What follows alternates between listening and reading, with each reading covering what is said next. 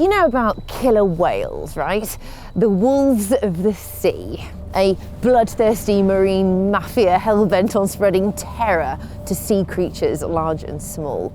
These animals will think nothing of tearing a sea lion limb from limb or stealing valuable catch from fishermen, which is generally making these waters a hostile and dangerous place to be. But do these magnificent animals deserve such a fearsome reputation? And has our perception of them affected their survival?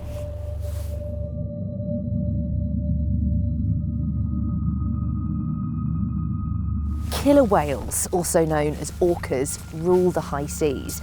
They're found in each of the world's oceans, making them the most widely distributed mammal on Earth besides humans.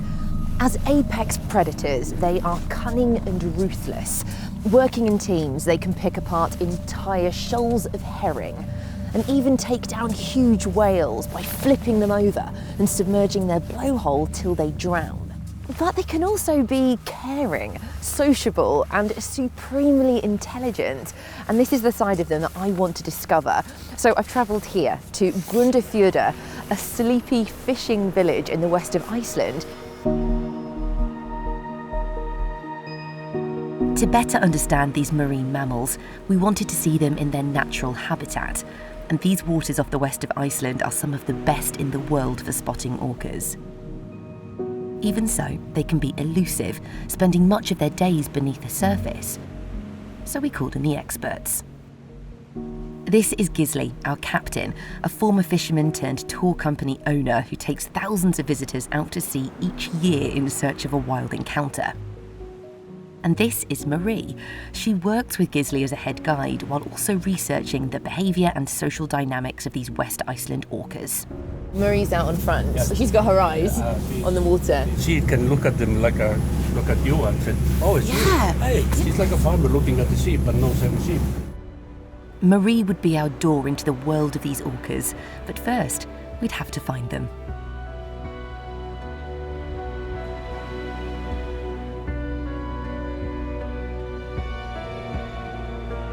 Gisli has just spotted some fins. This is fantastic news. We're heading in that direction. I'm going to see if that's actually the case.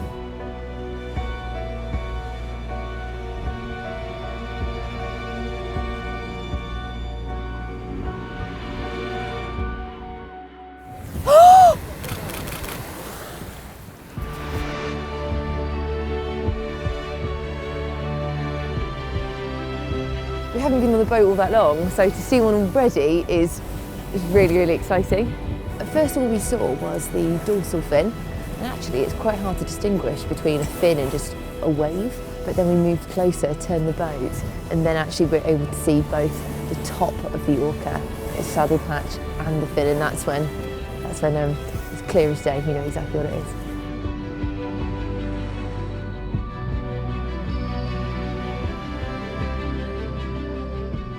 So 4 years of observation, you've got to know these orcas pretty well. How do you tell them apart? Well, I tell them apart by their fins and by the grey spot behind the fin, that's called saddle patch. And that makes a unique pattern, so you can say it's kind of like the fingerprint of the orca. So this is the Orca ID catalogue we have for West Iceland. I love that they've got names as well. There's one here called Captain Hook. Yeah. Do you know all of these off by heart? Yeah. I can look at the fin of the orca and say, okay, it's this one, and so on. Before long, we were joined by a dozen or so orcas swimming alongside the boat. Like most of the killer whales in these waters, Marie recognised them straight away. So I know this group. This is the group of Alva. So how did you recognise this particular group? I first recognised the male. It's got the rather pointy fin with one distinct nick in the dorsal fin. What's his name? Maris. Maris? Yeah. Today, however, there were some orcas Marie had yet to identify. 1, 2, 3. There's the calf. That's the baby in the middle. Marie has just spotted one really, really tiny calf, and it's slightly discoloured, which means it's new and she hasn't seen it before, so it's really important that she gets photos of this one. Do you find that the orca have different personalities? We can definitely see that some of them are more reserved than other ones, and it's the same individuals that display the same behavior. The interesting part is when that core group gets a new baby, like a new calf, all of a sudden they get all excited and they get all agile, and so often when they have little ones, that spices up the dynamics in the group quite a lot.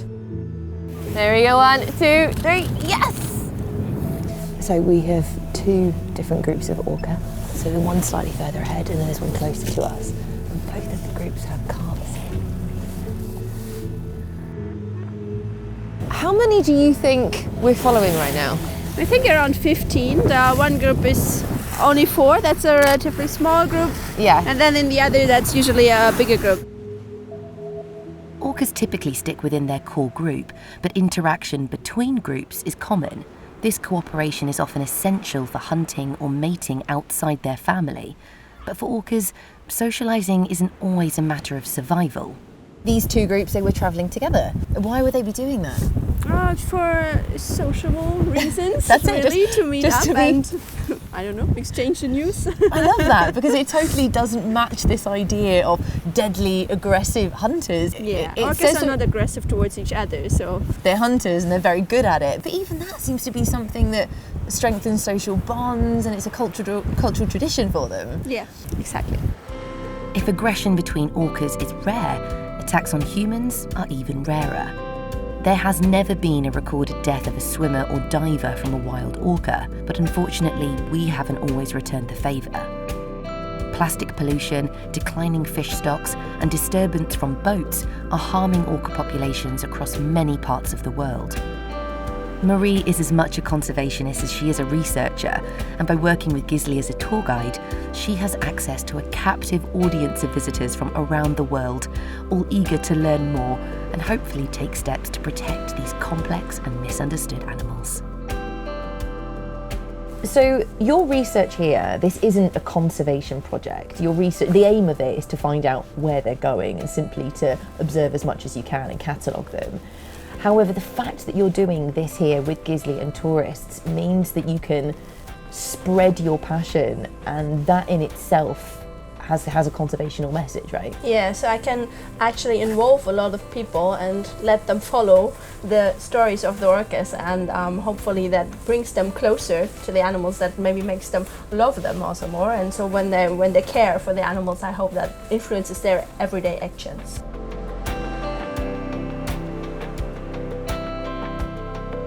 And how do you find the tourists react when they see the orca?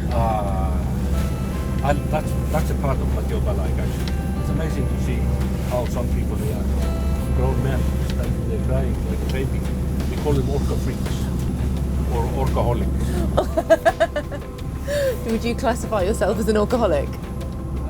Hello, my name is Gisli and I'm an orcaholic. I'm getting close to it. They're unique. They're not like any other days. Definitely not. You can feel they have a community and they're thinking, and they actually very clever animals.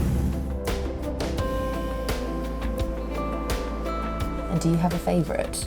Yeah, I do have a favorite. Unfortunately, you should not say that. You should love them all equally. So here you go. Who's this? That's her snowflake. So she's a special one to me because I've observed her from the shoreline quite a lot. We used to have them going under a nearby bridge, and this one, when she went under and I was standing on the bridge and I looked down at her, she would always like turn her head and look up.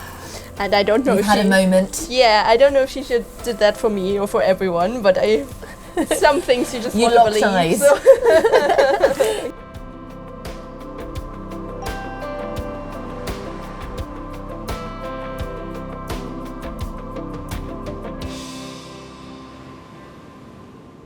From everything I've learned today and from Marie, it's clear that yes, orcas are deadly apex predators, but they are so much more than that. It has been breathtaking witnessing them travelling in those social, familial groups. And you know, perhaps what's been most fun is sharing all of this with Marie, who still, after 4 years of research, she still gets so excited. And I think that goes to show how captivating these animals are. This has been an absolute highlight for me as a presenter, so I wanted to let you know about the BBC Earth Presenter Search 2018, and you never know, maybe next time this could be you searching for orca in Iceland. So check out this video for more information on how you can apply, and there are lots more films coming from Iceland, so keep an eye out for those as well. Subscribe and we'll see you soon. Bye.